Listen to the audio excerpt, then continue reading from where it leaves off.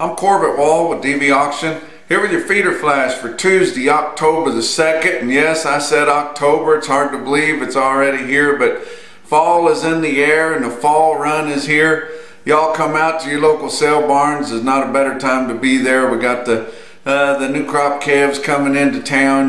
Kind of guys can show off what the herd's looking like and what genetics they've been using, how their calves turned out. Still got a few true yearlings in there, and they sure do stir up a lot of attention, but it's the best time to come to the sale barns. It's chilly in the mornings when you start out, and you usually have a jacket on, and then by the middle of the afternoon you wonder what in the world you got that jacket for, and wishing you hadn't started wearing your felt hat. But the flies suddenly like your coffee better than you do, and definitely your cheeseburger, and it's just kind of a sticky time to be there, but a lot of activity going on in the sale barns and bigger runs, and we sure saw that. Oklahoma City had 10,000 on Monday, and you know, that's just good to see. Whenever you see the Oklahoma National Stockyards posting numbers like that, you know the fall runs in and everything's the way it should be.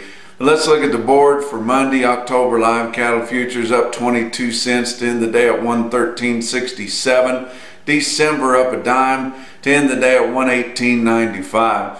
October feeder cattle up 47 cents to end the day at 158.65.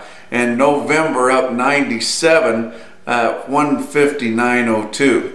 Now the weighted average on last week's fat cattle trade on a good movement again, 106,300 head, and that's about what we really need to keep things cleaned up here. But like we've been talking, those heavy supplies of market ready cattle are going by the wayside. Guys are getting out of their jams with them.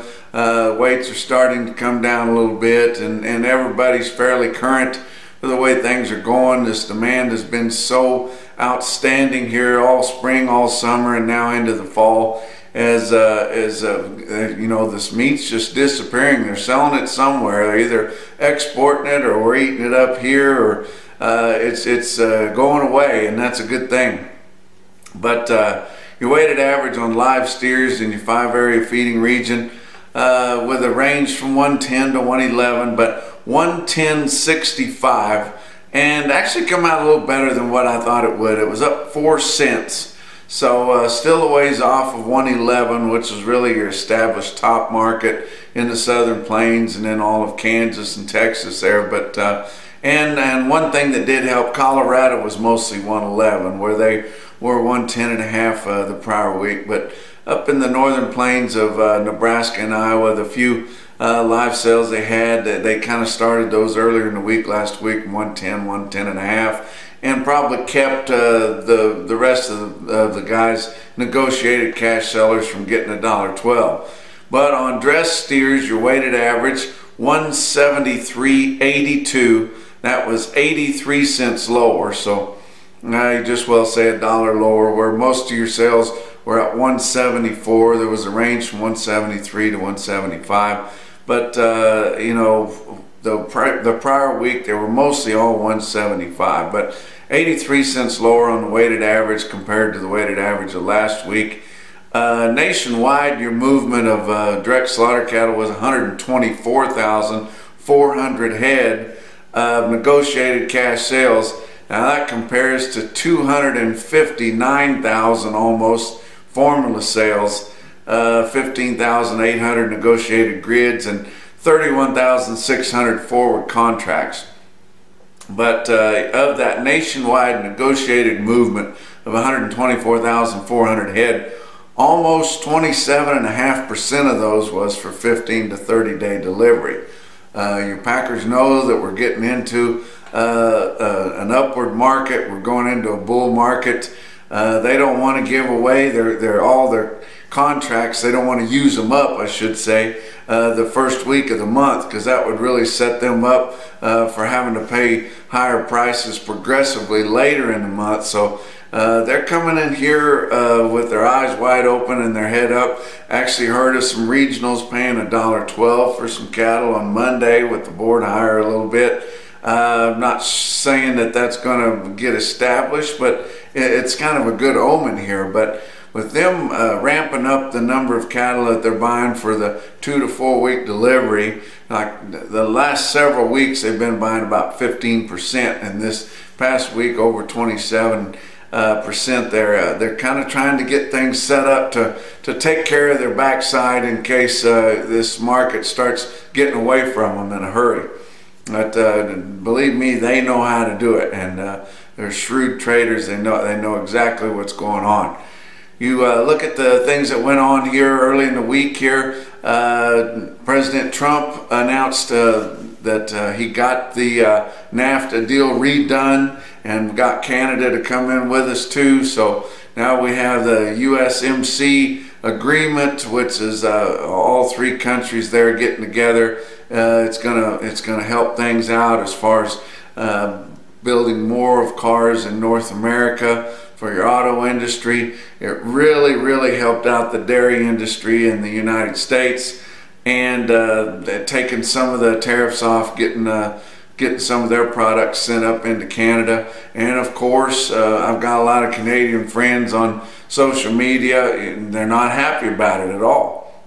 Very upset about it, and a lot of them in the dairy business, and you can understand why. They were being able to use up all of their dairy products domestically for them, which is in Canada, and then those high tariffs were keeping all that American dairy products out of there and helping their price stay at a level where they could survive. And now they're going to have to get some competition. But you look at that, and it makes you understand a little bit about this country of origin labeling deal, and how it ruffles up feathers and causes guys to kind of, you know, feeling grudges, and you know, when we've got demand going as good as we've got it going right now, well, why do we need to throw that in there? You know, actually it couldn't be any better.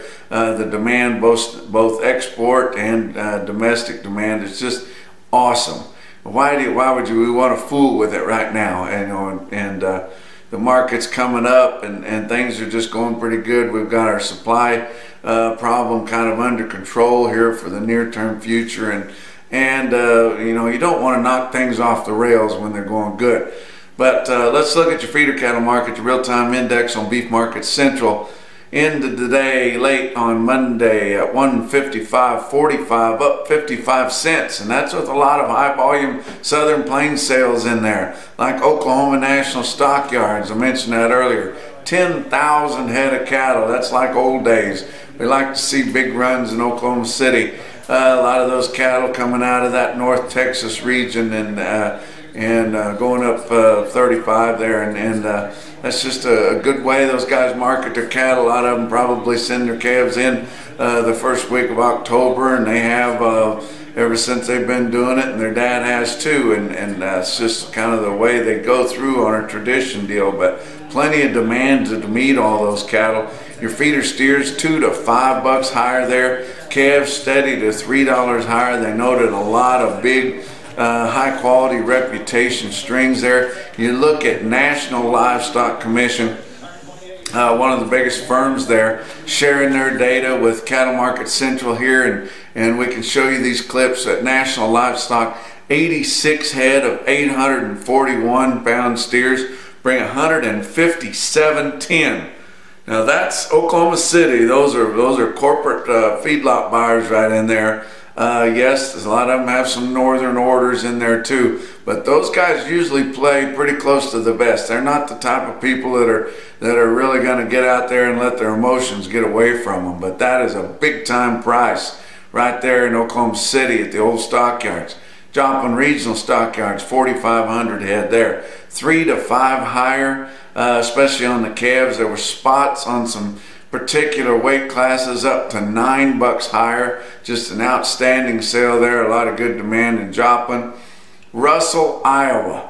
Now they just blew the wheels and the doors and the roof off of everything. And you know, and they're not in that Sandhill region that we usually talk about, a sale like that in Bassett or Burwell or even up to Valentine. No, this is over there in central Iowa, south central Iowa. Russell Livestock Auction, around 3,000 head or so there. Couldn't find a report anywhere but Cattle Market Central there, the automated report. And look at some of these weighted averages. 549 head of steers in the 7-weight category, averaging 777 pounds at 163.34. 655 head of 8-weight steers, averaged 833 at 159.53, and that included this load right here, 65 head of 810 pound steers at 164. That's your feeder flash for Tuesday.